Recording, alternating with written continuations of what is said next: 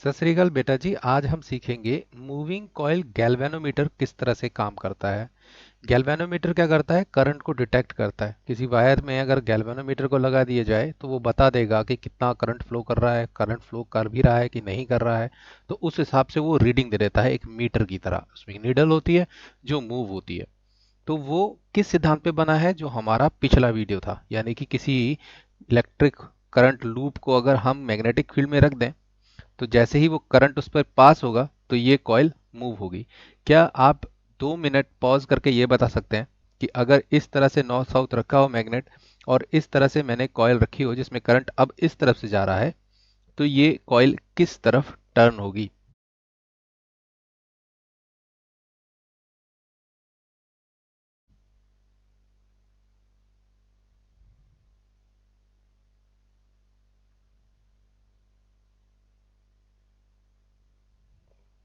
तो राइट, ये जो लूप होगी इसने टर्न इस तरफ करना है, यानी कि क्लॉकवाइज टर्न करना है।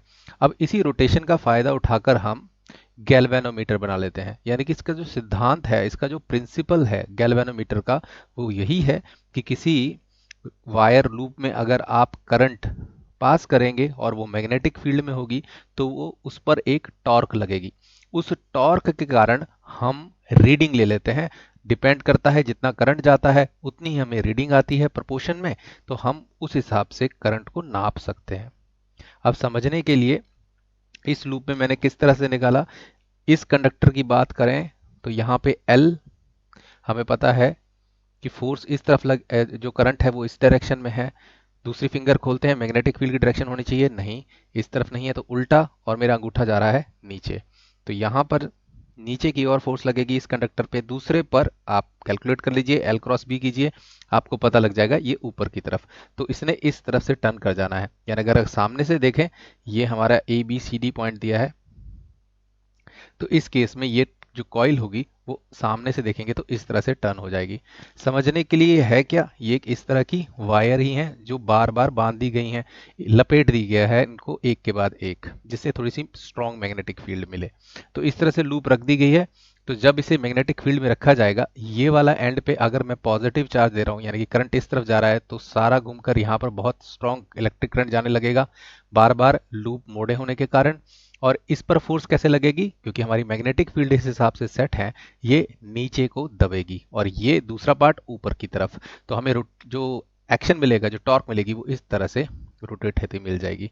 बहुत क्लियरली समझ आएगा अगर हम इसे थोड़ी सी सॉलिडेरिटी दे दें, यानी कि एक किसी मेटालिक कोर पर इसको वाउंड कर दिया जाए, बांध दिया जाए। तो ये इस तरह से थी। अब देखिए ये इस तरह से, इसको बस स्ट्रेंथ देने के लिए हमने, मैग्नेटिक स्ट्रेंथ को बढ़ाने के लिए एक मेटालिक कोर जो है उस पर इसको लपेट दिया है। अब इस तरह से, तो यहाँ पर देखिए करंट इस तरफ जा रहा है, मैंने बोला पॉजिटिव जो है वो इस वायर से जा रहा है इस तरफ। तो L यहाँ हो जाएगा, मैग्नेटिक फील्ड यहाँ, इसको नीचे को धक्का लगेगा और दूसरी साइड को ऊपर की तरफ, तो ये इस तरफ रोटेट हो जाएगी।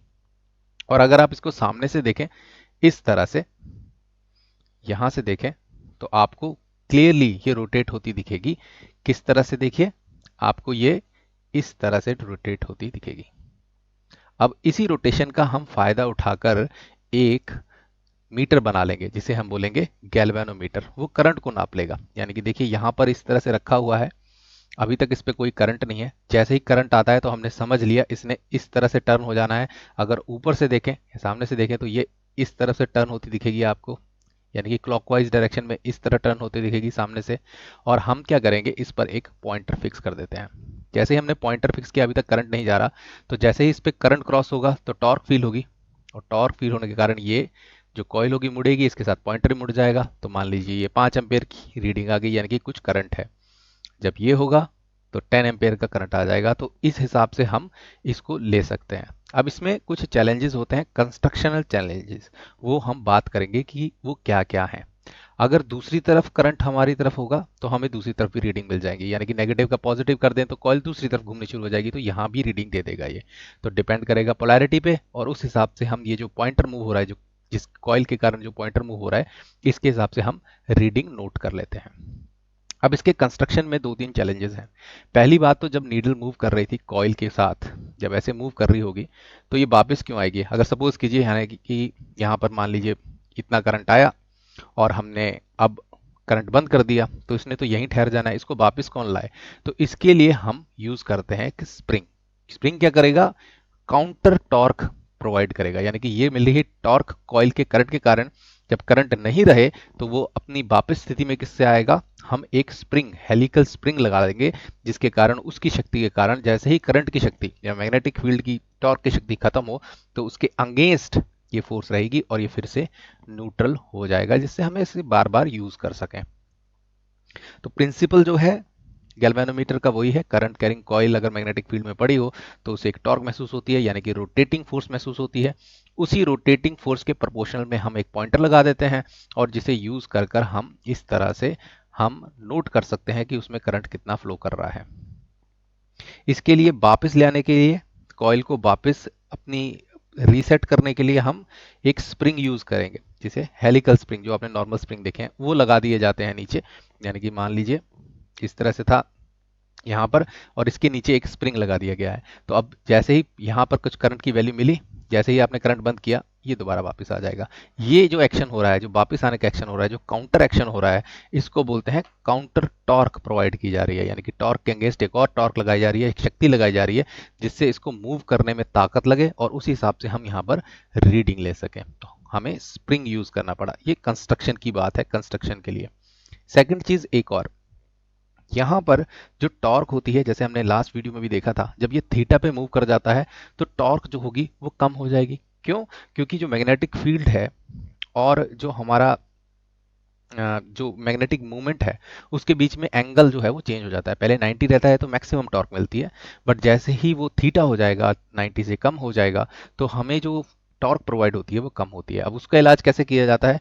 हम क्या करते हैं, यहाँ पर इनको मैग्नेटिक फील्ड सीधे मैग्नेट ना लगाते हुए कॉनकेव शेप के मैग्नेट लगाते हैं। कॉनकेव शेप के मैग्नेट लगाते हैं इस तरह से।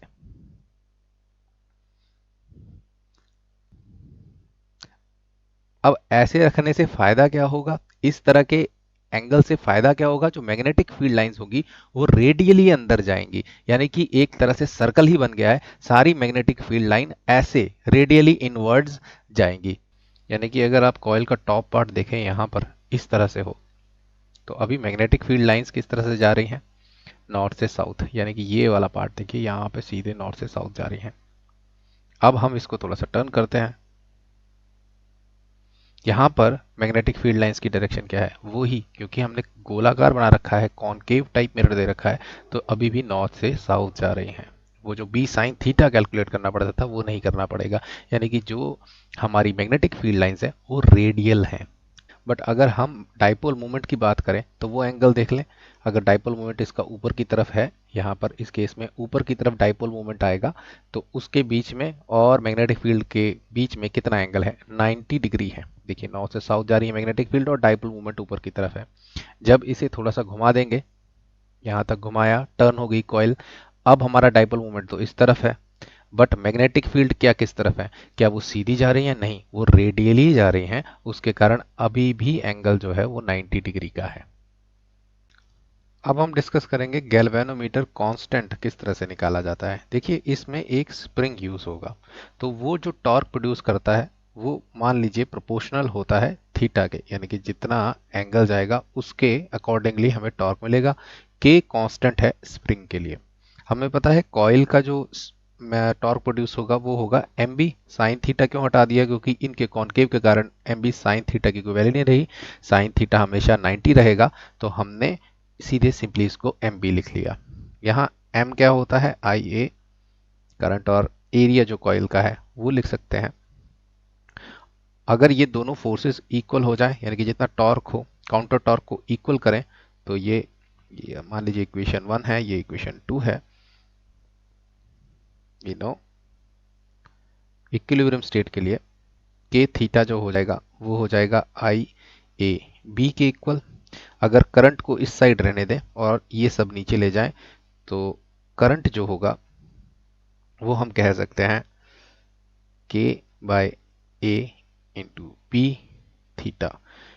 या हम कह सकते हैं आई प्रोपोर्शनल हो जाएगा थीटा के।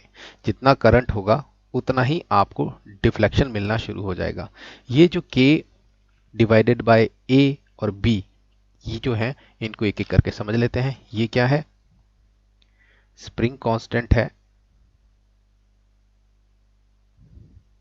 जो यूज किया गया है गैल्वेनोमीटर में, यानी कि एक फिक्स वैल्यू है। ए क्या है? Area of coil. बी क्या है? Magnetic field. ये तीनों चीजें जो होती हैं गैल्वेनोमीटर में फिक्स होती हैं, तो ये मिलकर भी एक कांस्टेंट ही बनाती हैं और उसको हम कह देते हैं गैल्वेनोमीटर कांस्टेंट। यानी कि इससे पहले मैं लिख सकता था I is equal to G theta. G क्या है? के डिवाइडेड बाय ए बी। इस तरह से आ सकते थे और फिर इसको डायरेक्टली प्रोपोर्शनल के साइन में लिख लेते। यहां पर अगर इसको खोलना चाहेंगे तो जी आएगा, जो हमारा गैल्वेनोमीटर कांस्टेंट कहलाया जाता है।